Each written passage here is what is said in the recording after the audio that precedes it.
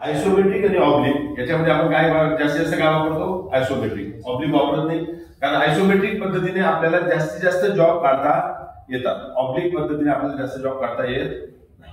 हे झाले single view. आता आपल्याला कुठे जायचंय? Multi view method. Multi view method मध्ये काय प्रकार पाहिला आपण? Orthographic projection. ऑर्थोग्राफिक प्रोजेक्शन म्हणजे लंबजन्य प्रक्षेप पद्धत मराठीमध्ये. आता या ऑर्थोग्राफिक प्रोजेक्शनचे परत दोन प्रकार पडतात. कोणते दोन प्रकार पडतात परत? पहिला प्रकार आहे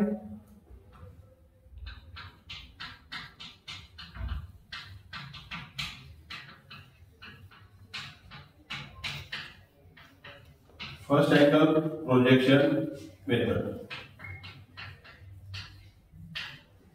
आणि दुसरा प्रकार कोणता? थर्ड अँगल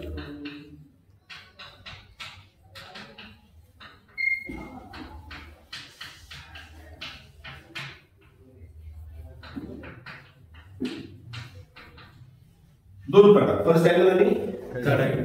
आता प्रश्न हा पडला पाहिजे आपल्याला, आधी याच्यामध्ये शिकताना आपल्याला सगळ्यात महत्त्वाचं काय शिकायचंय?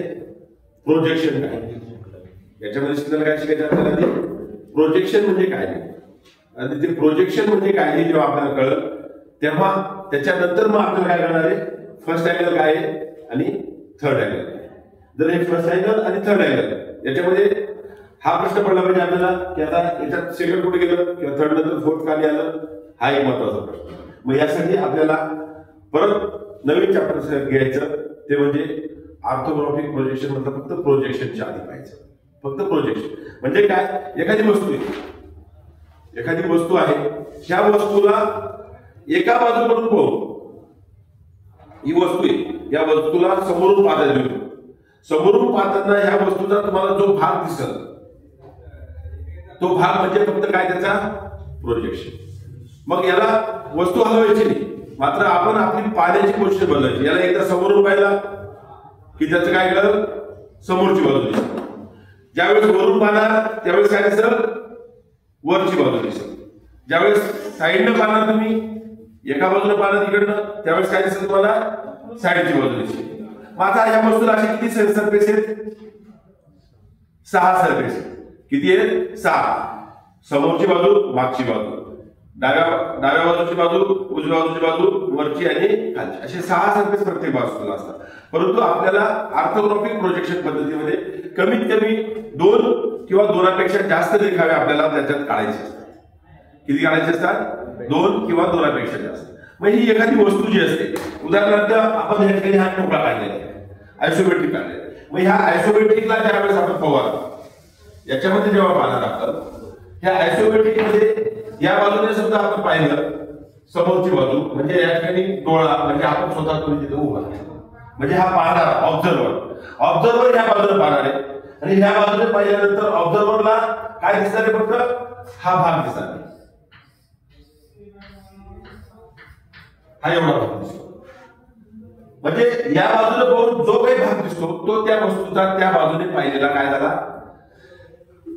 देखावा झाला. आलं लक्षात? तसंच समजा वरून पाहिलं, वरून पाहताना काय दिसणार आहे? वरून पाहताना काय दिसणार आहे? फक्त तुम्हाला हा एवढा भाग दिसतो, बरोबर आहे? माझा वरून पाहताना जर याला पाहायचंय तर हे वरून निघालेला किरण समजा अशी खाली आली सगळी. हा भाग जेव्हा मला काढायचा आहे, समजा मी याला 1 नंबर देतो, याला 2 नंबर देतो, हा 3 आणि हा 4. हा 1 नंबरचा पॉईंट कुठे आला? हा या ठिकाणी.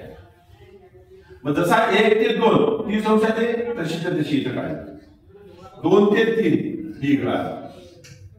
हा एक पॉईंट राहिला काढायचा, ही 4 आणि ही एकमेकाला जर हे पॉईंट जोडले 1 2 3 आणि हा 4 आणि हे पॉईंट जर असे आपण काढले तर हा त्या वस्तूचा त्या बाजूकडून पाहिलेला काय झाला? देखावा. लक्षात आलं? मग असे समोरून पाहून, या बाजूने पाहून असे आपण किती देखावे पाहू शकतो? त्या वस्तूचे 6 देखावे, परंतु आपल्याला त्यापैकी किती काढायचे? फक्त 3. याला म्हणायचं ऑर्थोग्राफिक प्रोजेक्शन. पुढच्या वेळेस आपल्याला याचाच पुढचा भाग काय फर्स्ट अँगल काय आहे, थर्ड अँगल काय, हे कुठून आलं हे आपल्याला पाहायचंय. त्याच्यामध्ये आपण काय पाहणार आहोत, 4 क्वाड्रंट्स, आणि त्या 4 क्वाड्रंट्स मध्ये आपल्याला डिटेल कळणार आहे की फर्स्ट अँगल काय आणि थर्ड अँगल. Okay, start.